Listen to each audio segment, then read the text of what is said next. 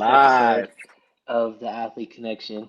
We got the one and only. Well, I'll let you introduce yourself in a minute, but I'm just gonna read some of the bio here. We are a four-time all-conference champion in high school. Uh, Went to JUCO, transferred D1. Mr. Morgan Fennell himself. But real quick, just want to give everybody a little context what we're about, the Athlete Connection. So again, this is just a platform to really connect current and former athletes with the next generation so they can kind of share their stories, share their experiences, hopefully to inspire, uplift, and really to encourage them, let them know that, hey, if I can do it, if he can do it, you can too. So real quick, give us your name, obviously where you're from, and a little bit of an intro about yourself, sir. What up, y'all? I am Morgan Fennell. Feels really weird saying Morgan because everybody calls me Mo. Momo. Coach Mo, Mo Gaines, Coach Mo Gaines, all the above, all different ways to say it, but that's me. Long Beach, California, Inglewood What raised. what high school was you at, Mo? Let them know. Ooh, the original, the one and only Long Beach The Poly High School. the Long The. Beach Poly. Hold on, let me do it like the NFL. Morgan Fennell, the Long Beach Poly. I like it. I like it. Yeah, Um, man. Long Beach, Strong Beach, 562 all day. Man, Long Beach, like you said, transferred JUCO, local product, transferred D1, 2 years in the SIP, came home, got to work. That's where Gaines was born. But we'll get into that a little bit. yeah, man. So, like, tell me a little bit about your high school journey, really your playing career. Like, how'd you get started in it? What sport did you play, first of all? Obviously, we didn't cover that, but what sport did you play? How'd Right. you get into it? And really, Uh, like, at what point did you realize like you had the talent or the really kind of the determination to kind of turn this into something? Man, started young. I have an older brother, Marcus. Shout out to my boy Chunk. Um, 4 years older than me, so he kind of set the standard from the beginning. But I mean, I started out playing soccer. To be honest with you, it was Hey. it was really just like tag with a ball. To be Mm-hmm. honest, it was like let me kick the ball as far as I can, outrun everybody, and then try to get it to the goal. And then I saw football for the first time. Okay. Looked over across the field and was like, "Wow, what's that?" Parents didn't want it at first. Tried to put me in baseball. That lasted like two practices. It was too slow, too boring. They stuck me on first base Easy. Take it and easy. stuck me on first base, and I just did not like it. Moved over to football. Didn't play flag. Went right to tackle football, and Mm-hmm. boom, little Mo was born right there. So it was a Nice. flip between football, basketball. Those are the two sports that I played all the way up until high school, Yeah. really middle school. Following Big Bro throughout the years. Obviously, a little different. My brother is maybe 6'3", 300 pounds, and I was always the little thing. So you got offensive lineman, defensive lineman, and then you got little old me who was knock knee 65 pounds most of my younger career, Mm-hmm. and played quarterback. And it was just one of those things where okay, I'm not gonna try and model myself after him, but the Mm-hmm. drive was modeled after him. And of course, Pops always was always pushing us, never pushed us over the edge, but always gave us the opportunity to make ourselves great. We always had a choice. You either gonna go to practice and be great, or you want to sit at home and be a kid, which is always okay. But we always had a choice to do so. Went So, through, Pop Warner, travel ball, got it all the way up to middle school, and decided like, hey man, I like this basketball stuff a little bit more. So I played travel ball from sixth grade to eighth grade. Didn't even touch football, to be honest mm-hmm. with you. Travel ball was so year round, and it wasn't as big as it is nowadays. But Yeah. back then, it was like, okay, you travel to Palm Springs, you travel to Vegas. Those are big tournaments, and that's about it. Nowadays, kids are like playing basketball every Year single day, round. all year Yeah. long. Um, got to high school, and funny story, Long Beach Poly was pretty much known for football, but they had a hellified basketball, record as well. But Mm-hmm. at the time, they didn't really like athletes playing both. They wanted you to dedicate your time to either or. So to be honest, I felt I had a better opportunity to win championships playing football than I did basketball at the time, which obviously turned out to be true with me winning two back-to-back championships at Long Beach Poly. Um, and that's not to like toot my own horn, but if you know the era that was going on at that time at Poly and the history and the tradition behind that school, football was a big deal. Playing at Long Beach Poly High School was like playing college ball. And I'm not knocking college ball, but I played in stadiums that were packed out at a Hmm. high school level, and it wasn't really known back then to do so. Now it's really big, but back then it was like you go to Angel Stadium and you pack it out. What? I mean, Yeah. we're talking Angel Stadium, we're talking one of the big stages. So, and I Right. just got used to that. I mean, we traveled to Miami, we traveled to Ohio, we played all the number one teams in these states before these kids were doing it nowadays. And boom, bringing home trophies. Yeah. So, big deal. I think it kind of set the tone for my career now. Yeah. And I don't think I've ever lost a step when it came to being as competitive as I continue to be in Right. life. You know. Yeah. So you touched on two things real quick, like with how big Poly was at the time, how big football was at Poly. Like, talk a little bit about the pressure of that atmosphere and really kind of what you did to prepare yourself or how you kind of set yourself up to be successful. So I'll touch on pressure. You want to talk about being a local product and the way people feel about Long Beach anything. To give you a history on that, people always separate Long Beach from LA. And if you're from Long Beach or you're from LA, you know that. If you Hmm. don't never say I'm from Los Angeles, no. If you're from Long Beach, you say I'm from Long Beach. There's a difference.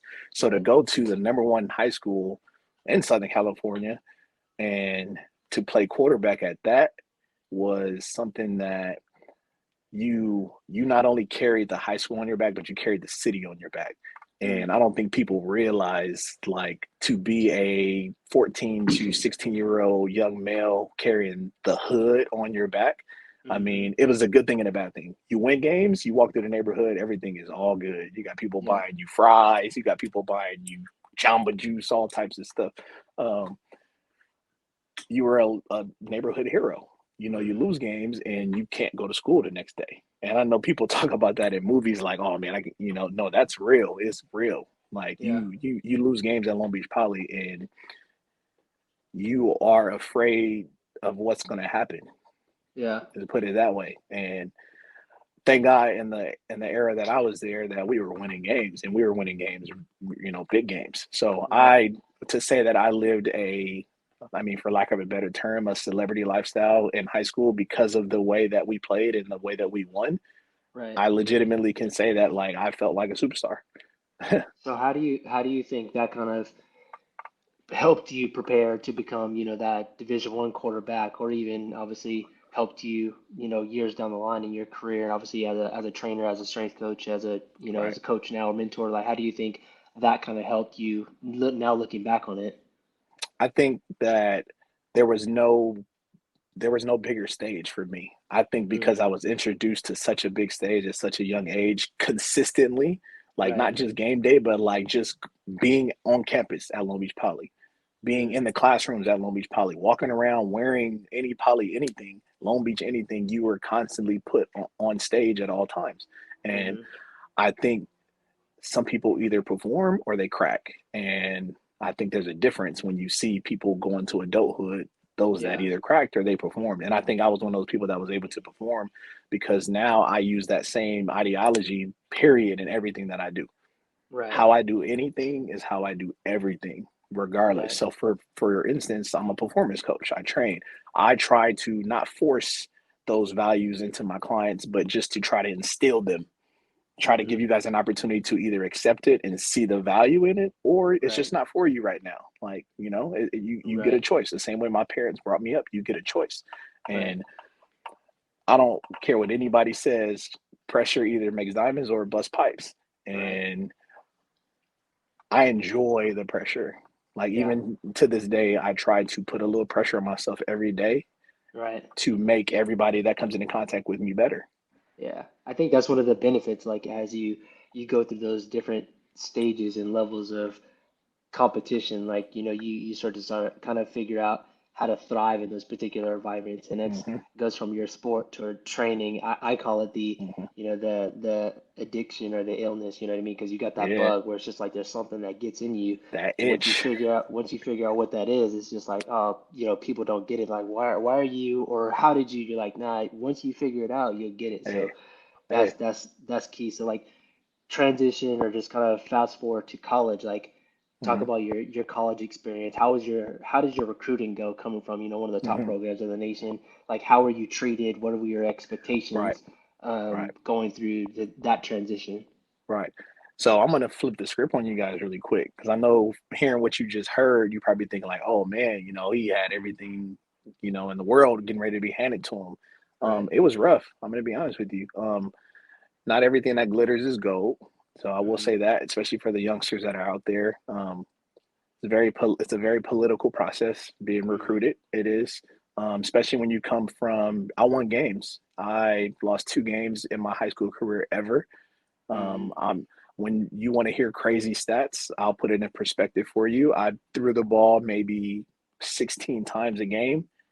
Um, my numbers used to be maybe 12 for 16. So for those of you that don't know, it completed 12 balls out of 16 balls and throw 5 touchdowns and not play the fourth quarter. That's So crazy. back then you're sitting there going, "Wow, that's great." But when you're talking about the position playing quarterback and going to the next level, it's tough because you got colleges looking, questioning, can he throw the ball Hmm. more? Right. Is he a thrower? They question that. And back then I'm sitting there thinking, we winning games, we winning championships, we killing everybody. This is dope. But I'm not able to display my full potential in front of these college coaches just because we're that high powered. Right. We're that good. So the recruiting process for me was very, I guess we can say, slow. I had my hits and everything. I'll say this: I wanted to go to SMU. I was being recruited by SMU. Those of you that don't know, June Jones is like Mr. QBU at the time. He is like the godfather of quarterbacks. So to Right. be recruited by him was like, whoa, Right. And I'll break down that really quick. Got recruited by them.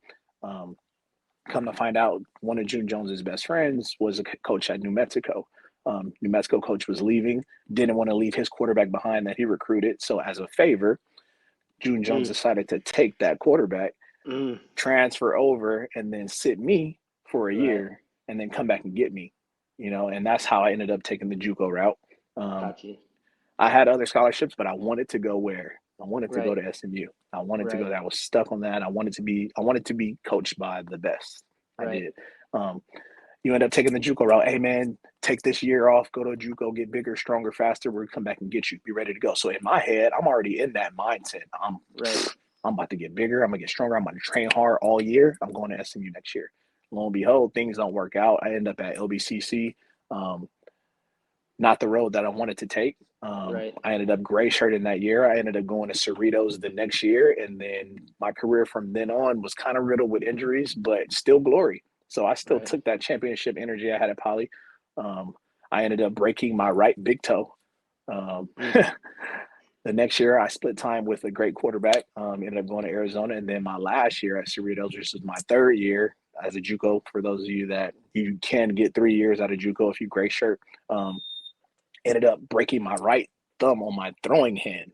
Oh Um, man. Mind you, I break it while en route of breaking probably every JUCO record there is for quarterbacks.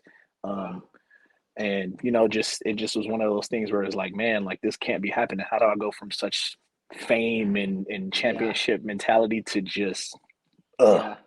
Yeah. So of course all the scholarship starts to fizzle down because once you're a quarterback and you're a JUCO quarterback and you get riddled with injuries, you're considered injury prone. No matter Mm-hmm. how hard you train, if you have that injury prone label, because when you take the JUCO level route, they expect you to be Yeah. able to come in and play right away. Right. You're not just some kid out of high school that they can develop. No, you're 3 years in, they expect you to be able to Yeah. come in and play. And when you're labeled as injury prone, things just don't Yeah. go the way you want to.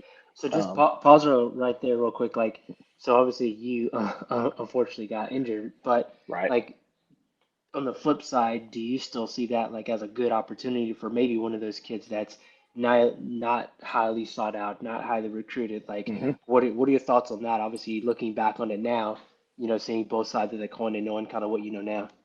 I think it allows you to develop calluses. And for those of you that don't understand what that means, it hardens you. The JUCO route is one of the hardest routes that you can take, but you can't stop. It's Right. really easy nowadays to, once something doesn't go your way, most kids want to stop. They want to transfer schools. They want to, oh, I'm going to play a different sport, or I'm just done. It's real easy to point the fingers, pop, pop, pop, pop, pop, pop, pop. I Mm-hmm. chose not to stop. There were some rough times. There were some depressive times, but what do? You get back in the Right. gym. You put Right. the cleats back on and you start throwing again. You rehab. You do everything you possibly can to put yourself back on the big stage. I spent Mm-hmm. so much time on the big stage, not being on it irked me. It was an itch, like we just talked about. It was one of those things where it was like, dude, I'm not there. What do I need to do to get there? Okay, well, I used to do this when I was on the big stage. Now I got to make that times 10. You know what I'm Yeah. saying? Even if I am hurt. So I was walking around in a boot for 6 months, but I'm in the gym.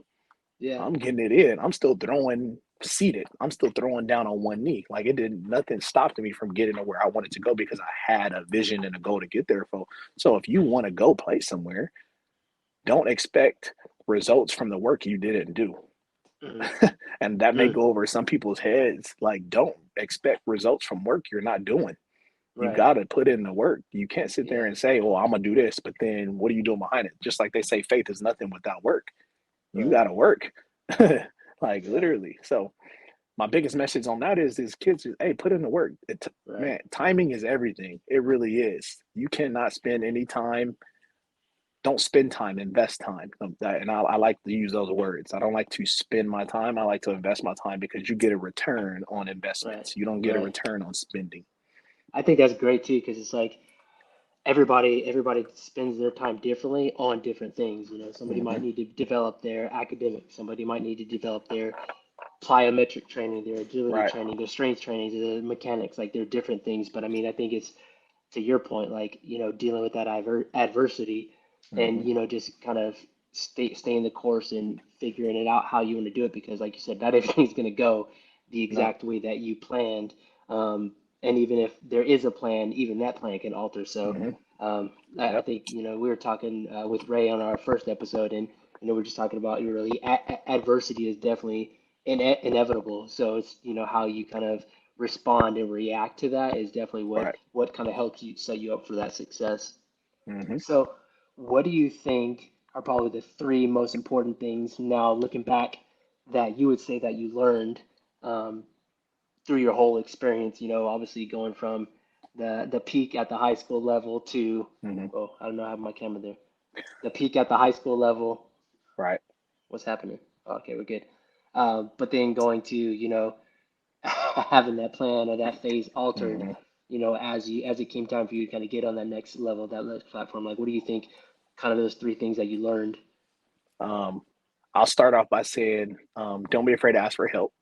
I was Mm, very stubborn when it came to help. Just because the way I was be strong, handle yeah, business. Do you if you don't got you, who got you? right. You got to have your own back. I was very stubborn when it came to that. Still am, not gonna lie. Old ways don't always fizzle away, Hmm. but don't be afraid to ask for help. Two, um, resources. Um, Kids do any and everything. Um, as much as I'll say, I know it's a contradiction. As much as it is important to have that goal and to do everything you can to just stick on that goal. I want to be a quarterback. I got to throw. I got to do this. There are a lot of other things that you can do to be productive. Mm, Um, I wish I was smarter about my training. I wish I was yeah. smarter about the way that I was moving throughout those years. Um, I think there's a lot more resources available nowadays than there was back then. And Mm, I mean, we're talking obviously 10 plus years ago. Um, but I wish that I would have did everything possible outside of football to be successful. Um, right. Three, um, I would say, I don't know, how can I put this? I would say make everything fun. I Mm, know especially as it is nowadays, it's very political, right? Sports are very political. Started at a young age. You got kids that are training nowadays are like 5. I get people right. hitting me up like, I got to get my son training. And I'm like, how old is he? Only 5. And I'm like, Right. what? Oh, but he's ready. He's What? ready. Like, what? Kind of Yeah. crazy. But I would say make things fun. When Right. things become work, when things become stressful, you lose the essence in which you first started playing or you first Yeah. started training. And I think a lot of kids get burnt out by the time they even get throughout high school, especially Yeah. when you add adversity to it. There are some kids that don't get burnt out because they end up going to now the Long Beach Polys and the Boscos and stuff like that, and they're living that great life because Right. they're part of a great program. But then there are kids that don't get to go to those schools or don't get those opportunities, and you add adversity to it, and you lose fun. Yeah. It's no longer fun, Right. and I think there's a lot of pressure outside of even the sport itself Hmm. because com- comparison is a thief of all joy. So kids Mm. nowadays have social media where they can Right. sit and look at that kid who's the same age, plays the exact same position. Why does he have 20 offers and I have none? Right.